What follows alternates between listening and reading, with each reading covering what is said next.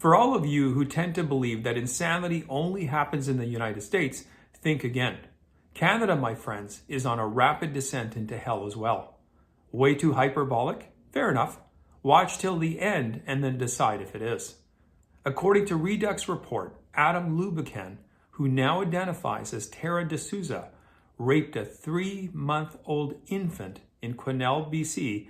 At the time of this heinous crime back in 1997, Adam was only 15. This brutal attack left the infant so badly injured that he had to have reconstructive surgery. 3 months old, folks. If that wasn't enough proof that Adam wasn't devious enough, after raping the baby, Adam mutilated himself and ate his own flesh, as reported by the Toronto Sun. Ultimately, he would go on to mutilate himself further in an attempt to pass as a woman. At the age of 17, Adam had the dubious honor of being declared Canada's youngest dangerous offender. The CBC reported that during his subsequent trial, the court heard that Adam had apparently also drowned a 3-year-old boy in Quesnel at the age of 11, but avoided charges because he was under the age of 12 at the time. Psychiatrists indicated that in addition to his extra-violent nature, Adam displays everything from transsexual to pedophilic tendencies. Some would call this mental illness.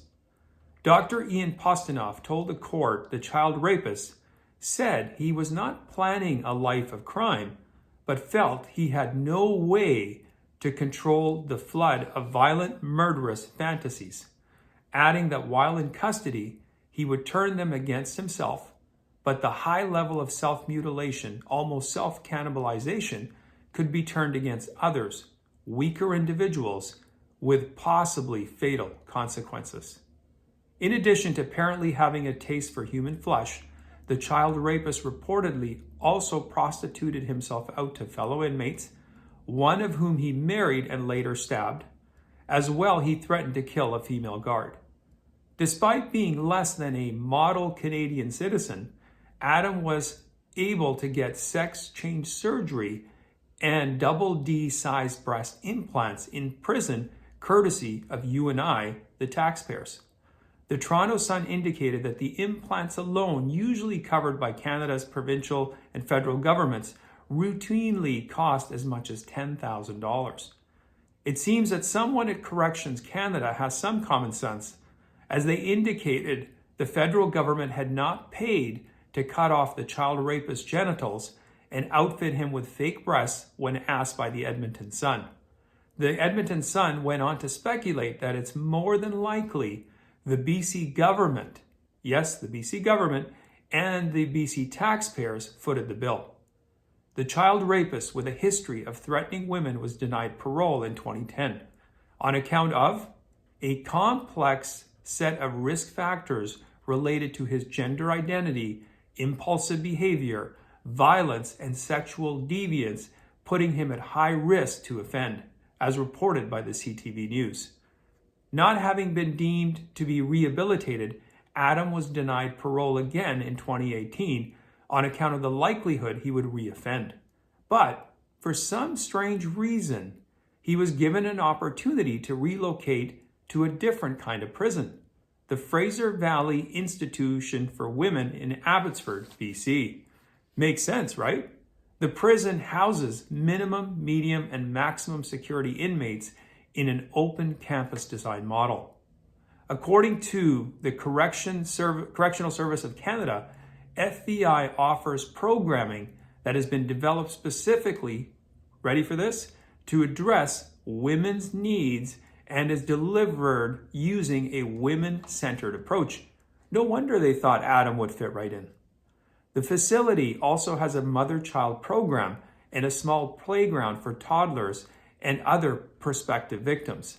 FBI is one of the 5 federal institutions that permit infants and children up to the age of 7 to live with their criminal mothers.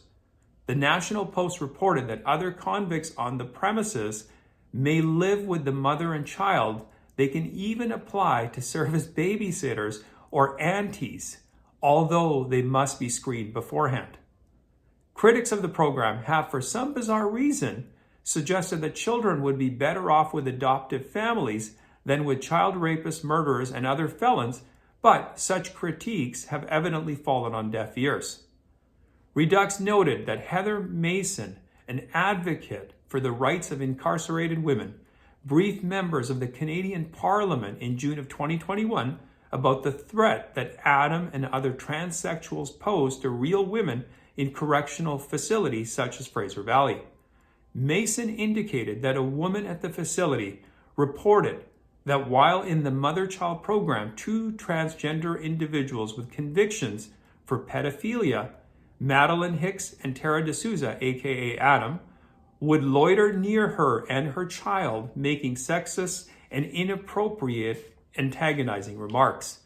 Harks, a man formerly named Matthew, is a serial pedophile who targeted young girls and is believed to have victimized at least 60 children before being charged for 200 offenses that occurred in BC. Wow, another wiener. A family inmate told Mason on the condition of anonymity that Adam had attended an event at Fraser Valley where infants were present and was even housed next to the mother-child facility. The child rapist allegedly would also stare at children in the ward. The anonymous source noted that after concerns were expressed about Adam stalking, the child rapist flung a woman about by her hair and then kicked her in the face. If you speak up or say anything, you're called transphobic or a TERF, or what you say is hate speech, Mason told the Toronto Sun. Women are being sacrificed on the altar of political correctness. We are being erased. Everything we fought for is being taken away, she went on to say. Now don't hear what I'm not saying. I'm not saying that Adam represents every transgender individual, but Adam represents what happens when trans ideology becomes a religion to be worshipped, and sick, demented deviants like Adam, who clearly have mental issues, are set loose upon the rest of us. The law, which should be protecting us, is weaponized against us, all in the quest to pursue a failed social and civilizational ending experiment. I would challenge each one of you who, for whatever reason, support this ideology. Show me how this makes any sense. Anybody who's intellectually honest and has 2 brain cells can only conclude this is insanity. However, for those of you still out there that foolishly believe in this notion that a few eggs have to be cracked to make an omelet, and there's bound to be some collateral damage in order to achieve this reimagined world, fine. Then, as Gandhi said, be the change you want to see. Offer to house Adam with your daughters, wives, mothers, and sisters. Anyway, thanks for watching. I do appreciate it. Please post any comments you have in the comment section. You can also follow me on my Rumble on my Locals account. If you haven't subscribed to my Rumble, please do so. And as well, check out some of my past videos, and I will see you next time.